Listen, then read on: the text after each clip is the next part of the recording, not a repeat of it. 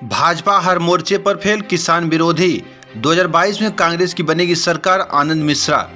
बता दें, आजमगढ़ जिले में कांग्रेस पार्टी के किसान मोर्चा नवनिर्वाचित जिलाध्यक्ष मुरारी राय के बरदा आवास पर रविवार के दिन कांग्रेस किसान मोर्चा प्रदेश उपाध्यक्ष आनंद मिश्रा व धर्मेंद्र निषाद आए हुए थे, जिनकी अध्यक्षता में एक बैठक हुई, जहां क्षेत्र के कार्यकर्ता पदाधिकारी मौजूद रहे। मुख्य अतिथि किसान मोर्चा प्रदेश उपाध्यक्ष आनंद मिश्रा व धर्मेंद्र निषाद का माल्यार्पण कर स्वागत किया गया। इस अवसर पर प्रदेश उपाध्यक्ष आनंद मिश्रा ने कहा, आज हमारी सरकार किसानों के प्रति लड़ाई लड़ रही है, क्योंकि जो वर्तमान सरकार है ये किसानों का खून चूस रही है। ऐसे में बसपा सपा बस ट्विटर पर किसानों की लड़ाई लड़ रही है, लेकिन जमीन पर नहीं। जो कांग्रेस पार्टी हमारे राष्ट्रीय महासचिव श्री राहुल गांधी व प्रियंका गांधी के नेतृत्व में लड़ रही है। वर्तमान सरकार हर मुद्दे पर फेल है। आने वाला समय कांग्रेस का है। हम इस मीटिंग के माध्यम से अपने किसान मोर्चा के पदाधिकारियों से वार्ता कर गांव-गांव घर-घर जाकर एक अभियान चलाएंगे, लोगों को जागरूक करेंगे, ताकि कांग्रेस की जन कल्याणकारी नीतियों के बारे में लोग जान सके और वर्तमान सरकार के द्वारा जो किसान बिल काला कानून लाया गया है उसके बारे में जान सके। 2022 में विधानसभा चुनाव जिसे हम हासिल करके रहेंगे। इस अवसर पर किसान मोर्चा जिलाध्यक्ष मुरारी राय, राजन सिंह, फैसल खान, संजय तिवारी, गोपाल यादव, दशरथ विश्वकर्मा, मोहम्मद हनीफ, राम प्रसाद समेत आदि लोग मौजूद रहे। वहीं किसान मोर्चा के प्रदेश उपाध्यक्ष आनंद मिश्रा वर्तमान सरकार पर खूब जमकर बरसे हैं। आइए देखते हैं क्या कुछ कहा है। आप सभी लोगों को अपने तरफ से तथा किसान कांग्रेस के तरफ से, कांग्रेस पार्टी के तरफ से हार्दिक अभिनंदन वंदन करता। साथियों, आज आप लोगों के बीच में हम लोग क्यों आए हैं? आज हम किसान कांग्रेस के पदाधिकारी हूं, लेकिन आप लोगों की रौनकता को बढ़ाने के लिए उत्तर प्रदेश के सचिव जनपद भदोही के प्रभारी भाई धर्मेंद्र निषाद जी आपके बीच में आए। भाई खड़े हो जाए भाई साहब, इनका जोरदार तालियों से आप लोग स्वागत करें। जो अपनी बात रख रहे हैं ये कांग्रेस की देन है साथियों।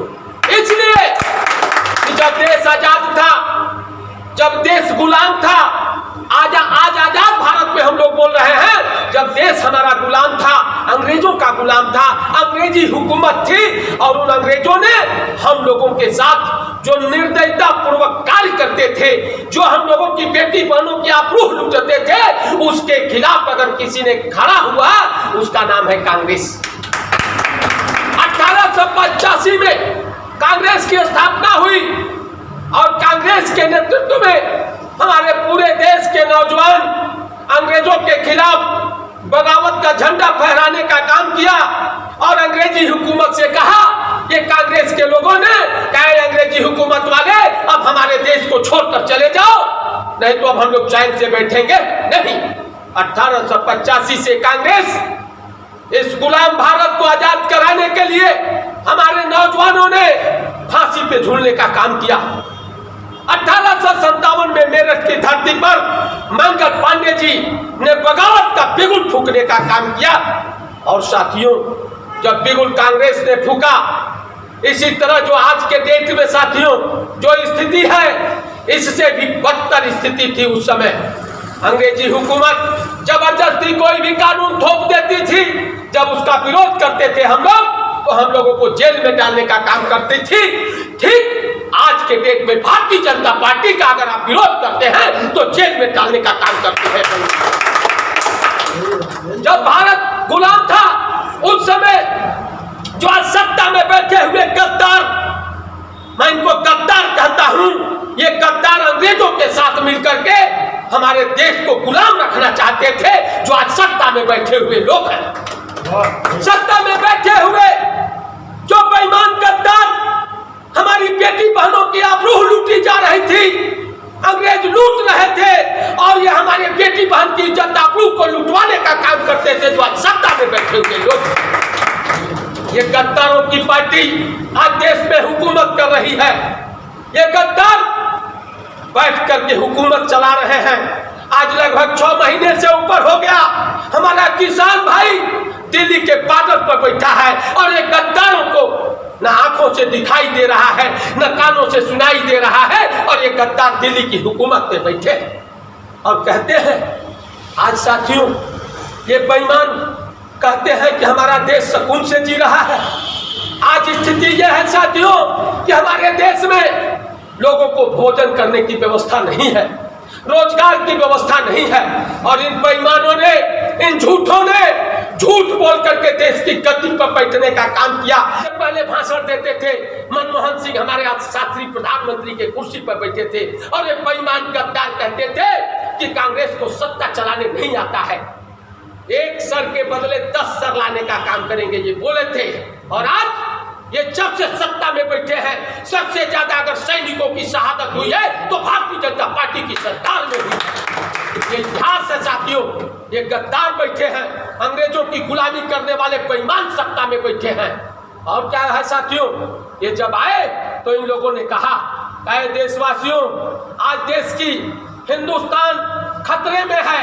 अरे मैं तो कहना चाहता हूं बेईमानों से, अरे बेईमान, जब इस देश के राष्ट्रपति के कुर्सी पर हिंदू बैठा है, इस देश के प्रधानमंत्री के कुर्सी पर हिंदू बैठा है, उपराष्ट्रपति के कुर्सी पर हिंदू बैठा है, राज्यपाल की कुर्सी पर हिंदू बैठा है, डीएम, एसपी, डीआईजी, डीजीपी, राज्यपाल की कुर्सी पर हिंदू बैठा है, मास्टर बाबू, चपरासी, डॉक्टर, इस पर हिंदू बैठा है। उसके बाद भी ये बेईमान क्या कहते हैं, हिंदू खतरे में है। जिस देश की आबादी 1 अरब 35 करोड़, जिस देश में 1 अरब हिंदू है, 20 करोड़ मुसलमान है, 22 करोड़ और सभी धर्म के लोग हैं, हिंदू खतरे में है। ये हिंदू नहीं खतरे में है साथियों, भारतीय जनता पार्टी की नीति खतरा में है। करेंगे, मेहनत करके हम ले जाएंगे और धान का कीमत का रेट उद्योगपति तय करेगा। आप बताओ, गेहूं का रेट उद्योगपति तय करेगा। 20-15 रुपया किलो आज गेहूं कोई पूछ नहीं रहा है। आप बताओ, जो खेती वाले लोग बैठे हुए हो, ये डाई की कीमत 2400 रुपया कर दिए, चूतिया बना करके पहले 1200, फिर 1900, उसके बाद 2400 और 1200 रुपया सब्सिडी दे रहे हैं, और उसी में से गोलमाल करके सब भारतीय जनता पार्टी के खाते में जा रहा है। जो यूरिया कांग्रेस पार्टी के लोग 50 किलो देते थे, उस यूरिया के बेईमान गद्दार 45 किलो करके उतना ही पैसा ले रहे हैं। आप जानो ना, आप जानो इन सब चीजों में। आप बताओ, 15 लाख रुपया खाता में देने की बात किया इन बेईमानों ने, किसी के खाते में 15 लाख आया? बताओ। आज स्थिति यह है कि जिस तरह अंग्रेजों की हुकूमत चलती थी कि इस देश के नौजवानों को गुमराह करके, इस देश के नौजवानों को अनपढ़ बनाया जाए, वही अनपढ़ बनाने वाली नीति चल रहे हैं। जनता के साथ खड़े हुए हैं, और हमारा आप लोगों से निवेदन आग्रह है, जो भी हमारे यहाँ पे कांग्रेस परिवार के सदस्य है, सिपाही है, कार्यकर्ता है, पदाधिकारी है, आगे चुनाव 2022 है, और इस चुनाव में हम जनता की जो योजनाएं हैं, विकास की जो हमारे नेहरू जी ने जो विकास देखा था, आज वो विकास का पहिया रुक गया है। क्योंकि 30-32 सालों में हमारी जो है कांग्रेस की सरकार न होने की वजह से पूरा देश धराशायी हो गया है, चारों तरफ महंगाई हो गई है। महंगाई की मार आम जनता हर कोई झेल रहा। चंद पूंजीपति जो है, चंद पूंजीपतियों का जेब भर करके, उनका कर्जा माफ करके मालामाल कर दिया। अभी आप लोगों को जानकारी होगी, एक सर्वे आया है कि जैसा कि 2014 के बाद से स्विस बैंक में 20,60,000 करोड़ रुपया बढ़ोतरी हुई है। ये कहते थे कि हमारे काला धन स्विस बैंक में बहुत है, 15 लाख के लाके देंगे। अब तो मैं कहता हूं कि जब ये सर्वे रिपोर्ट आ गई है, ये 30 लाख देना जनता को। जनता की जो कमाई है उन्होंने पूंजीपतियों में उठा के दे दिया, बांट दिया। हमारे यहाँ बैंकों का बिल है, रेलवे का बिल है, हमारे यहाँ एयरपोर्ट को, जितने एयरलाइंस हैं, इनको इतने बेचने का काम किया, देश को बिगाड़ने का काम किया, बेचने का काम किया। इन्होंने तो कुछ किया है नहीं।